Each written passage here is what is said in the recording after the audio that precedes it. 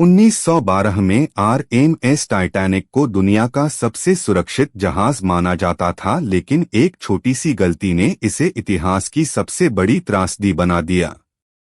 इस वीडियो में जानिए टाइटैनिक कैसे बना, आइसबर्ग से टकराने की असली कहानी। क्यों नहीं बच पाए इतने लोग, 2 घंटे 40 मिनट में क्या हुआ। वीडियो को अंत तक जरूर देखें। TITANIC full story. Titanic sinking real story 15 April history. Titanic mystery Hindi. Ship accident. Titanic सिर्फ एक जहाज नहीं था, बल्कि उस समय की सबसे बड़ी, सबसे आधुनिक और सबसे सुरक्षित मानी जाने वाली समुद्री रचना थी। इसे बनाने वाली कंपनी थी व्हाइट स्टार लाइन और इसका निर्माण आयरलैंड के बेलफास्ट शहर में हुआ था। इसे बनाने में लगभग 3 साल लगे और हजारों मजदूरों ने दिन रात मेहनत की। उस समय इसे अनसिंकेबल शिप यानी कभी न डूबने वाला जहाज कहा जाता था, और यही आत्मविश्वास बाद में इसकी सबसे बड़ी कमजोरी साबित हुआ। टाइटैनिक 10 अप्रैल 1912 को इंग्लैंड के साउथहैम्पटन से अपनी पहली यात्रा मेडन वॉयज पर निकला। इसका गंतव्य था न्यूयॉर्क, अमेरिका। इस जहाज पर लगभग 2200 लोग सवार थे, जिनमें अमीर बिजनेसमैन, आम यात्री और क्रू मेंबर शामिल थे। उस समय के हिसाब से यह जहाज एक चलता फिरता महल था। शानदार कमरे, स्विमिंग पूल, जिम, लाइब्रेरी और सबसे बेहतरीन सुविधाएं। लेकिन 14 अप्रैल 1912 की रात लगभग 11:40 बजे उत्तरी अटलांटिक महासागर में एक बहुत बड़ा हादसा हुआ। जहाज बहुत तेज गति से चल रहा था और आसपास के जहाजों से बर्फ, आइसबर्ग की चेतावनी भी मिल चुकी थी, लेकिन उसे गंभीरता से नहीं लिया गया। अचानक एक विशाल हिमखंड सामने आया। जहाज उसे पूरी तरह टाल नहीं पाया और उसके किनारे से टकरा गया।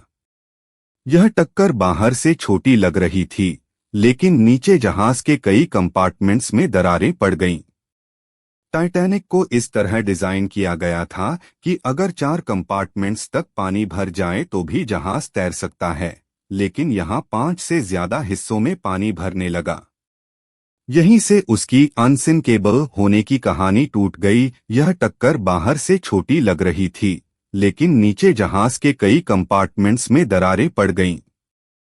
टाइटैनिक को इस तरह डिजाइन किया गया था कि अगर 4 कंपार्टमेंट्स तक पानी भर जाए तो भी जहाज तैर सकता है, लेकिन यहाँ 5 से ज्यादा हिस्सों में पानी भरने लगा। यहीं से उसकी अनसिंकेबल होने की कहानी टूट गई। टक्कर के बाद धीरे धीरे जहाज में पानी भरने लगा। कप्तान एडवर्ड स्मिथ को समझ आ गया कि जहाज बचाना अब संभव नहीं है। लेकिन सबसे बड़ी समस्या थी लाइफ बोट्स, रेस्क्यू बोट्स की कमी। जहाज में जितने लोग थे, उनके लिए पर्याप्त लाइफ बोट्स नहीं थीं। उस समय नियमों के अनुसार उतनी ही लाइफ बोट्स रखी गई थीं, जितनी जरूरी समझी गईं, लेकिन असलियत में वे बहुत। जब लोगों को स्थिति का एहसास हुआ, तब अफरा तफरी मच गई।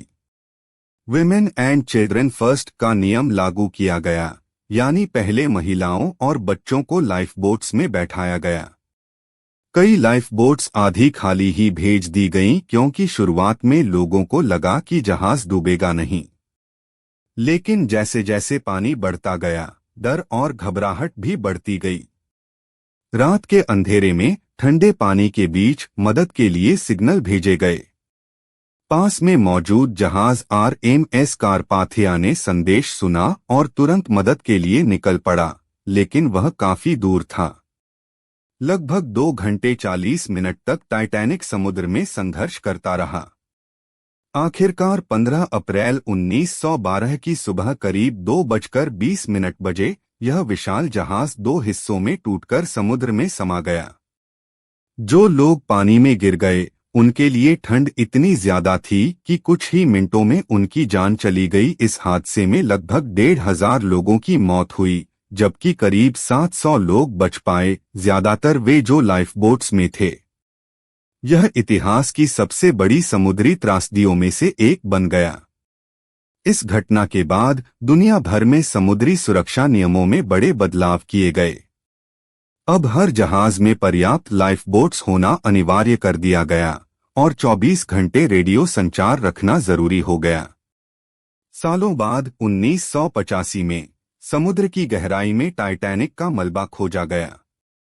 यह लगभग 12,500 फीट 3,800 मीटर नीचे पड़ा हुआ मिला।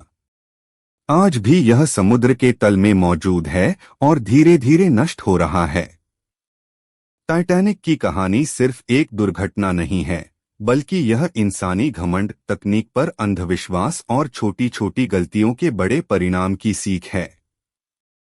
यह हमें सिखाती है कि चाहे इंसान कितनी भी तरक्की कर ले, प्रकृति के सामने हमेशा सावधानी जरूरी है। टाइटैनिक सिर्फ एक जहाज नहीं था, यह एक सबक था जो आज भी पूरी दुनिया को याद है। अगर आपको ऐसी सच्ची और दिमाग हिला देने वाली कहानियां पसंद हैं, तो मनीलाल सरोज 01 चैनल को जरूर सब्सक्राइब करें। धन्यवाद।